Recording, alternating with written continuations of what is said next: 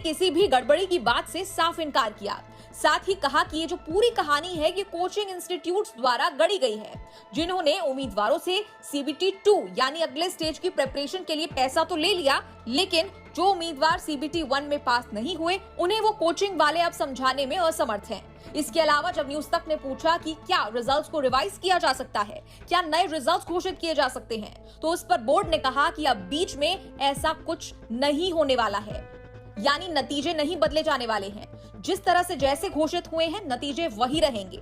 साथ ही railway recruitment board ने अब एक नोटिफिकेशन को जारी करते हुए छात्रों द्वारा उठाए गए इन मुद्दों पर पॉइंट वाइज सफाई दी है। सबसे पहले बात कर ले कट ऑफ के मुद्दे की। रेलवे ने कहा कि कट ऑफ नॉर्मलाइज स्कोर के बेसिस पर प्रिपेयर की गई है, जो कि आमतौर पर रॉ स्कोर से ज्यादा होता है।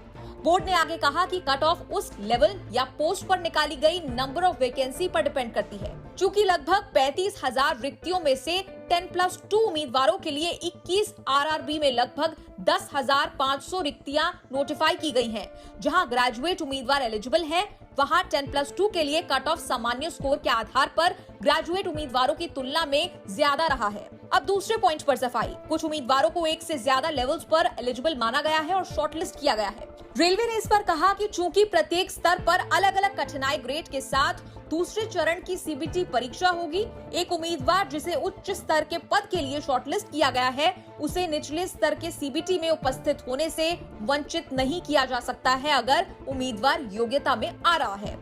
तीसरा आरोप, पहले 10 कैंडिडेट एक पोस्ट के लिए लड़ता था, लेकिन अब एक ही कैंडिडेट 10 पोस्ट के लिए लड़ेगा। इस पर बोर्ड ने कहा कि अंत में लगभग 35,000 अलग अलग उम्मीदवारों का चयन किया जाएगा और मेरिट और प्रेफरेंस के आधार पर केवल एक पद के लिए एक उम्मीदवार की नियुक्ति की जाएगी। इसका मतलब कोई पद रिक्त नहीं रहेगा, खाली नहीं रहेगा। चौथा आरोप, आरआरबी ने नोटिफाइड वैकेंसीज के केवल 4 से 5 गुना उम्मीदवारों को ही शॉर्टलिस्ट किया है। इस पर सफाई देते हुए यहां बोर्ड ने अपनी बताई गई नोटिफिकेशन के पैरा 13 का हवाला देते हुए कहा कि ये शॉर्ट लिस्टिंग नोटिफाइड वैकेंसी के 20 गुना की दर से लेवल पोस्ट वाइज किया गया है, जैसे कि अधिसूचना के पैरा 13 में डिटेल रूप से लिखा गया है।